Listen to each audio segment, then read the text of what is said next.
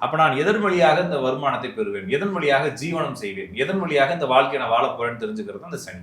அப்ப நான் என்ன தொழில் பண்ண போறேன், அல்லது தொழில இருக்கக்கூடிய இடையூறுகள் என்ன. அப்ப ஒரு ஜாதத்துல சனி வலுவாயிட்டா, சனி அதிகாரம் ஆயிட்டா, இந்த ஜாதகருக்கு ஒரு நிலைத்தன்மையற்ற தொழிலா மாறிடும்.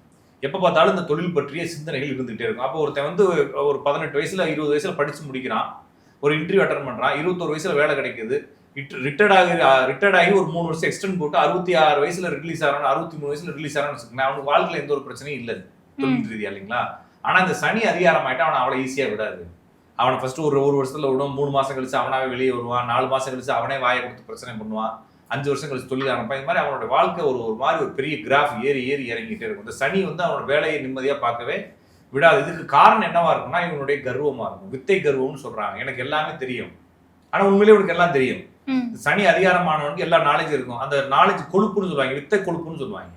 இவன் வந்து எங்கேயுமே யார் சொல்றதையும் கேட்க மாட்டான், எனக்கு தெரியாதான் அவனுக்கு தெரிய போகுதுன்னு கேட்பான். ஆனா உண்மையிலேயே நான் ஓனரோட இவனுக்கு நாலேஜா இருக்கும். ஆனா வேலைக்கு போறன்ற அந்த கான்சியஸ் இவனுக்கு இருக்காது. கொஞ்ச நாள் நல்லா இருப்பான், அதுக்கப்புறம் ஓனருக்கு ஐடியா கொடுப்பான், நீங்க செய்யறதா செய்யணும், நாளைக்கு நான் வேலைக்கு வரலன்னுவான். இந்த மாதிரி ஒரு கொழுப்பை கொடுத்துட்டே இருக்கிறது சனி அதிகாரம். அப்ப சனி அதிகாரமாச்சுன்னா இவங்க சொசைட்டில நிறைய பேர் பாத்தீங்கன்னா புரட்சி செய்வாங்க. நிறைய சொசைட்டில புரட்சி செய்யறது, அந்த மாதிரி ஒரு மாதிரி புதுமையான விஷயங்கள் செய்யறது, புதுசா கண்டுபிடிக்கதான் இவங்க தான். ஆனா வந்து இவங்க வந்து ஊரோட ஒத்து போகவே மாட்டாங்க. நிறைய பேர் பாத்தீங்கன்னா நிறைய வேலை தெரிஞ்சவன் எங்கேயுமே உட்கார மாட்டான், நிறைய வேலை தெரிஞ்சவன் எந்த வேலையும் செய்ய மாட்டான்.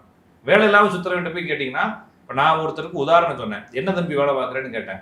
அவன் வந்து ஒரு 5 நிமிஷம் அதை பத்தி பேசினான். அப்ப நான் கேட்டேன், இது வேலை இல்லாம இருக்கான்னு கேட்டேன்.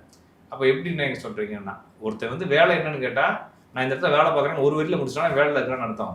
ஊர் கதையெல்லாம் பேசினா அவனுக்கு வேலை இல்லைன்னு அர்த்தம்ன்ற மாதிரி இந்த சனி அதிகாரமா இருக்கும். ஊர் கதையெல்லாம் பேசுவான், நிறைய நாலேஜ் இருக்கும், ஆனா எங்கேயுமே அவனுக்கு இருக்காது. நிறைய பேருக்கு வேலையே தெரியாது, அவன்லாம் நல்லா இருப்பான் கம்பெனில. அந்த மாதிரி இந்த வேலை தெரிஞ்சு வித்தையால வீணா போறது இந்த சனி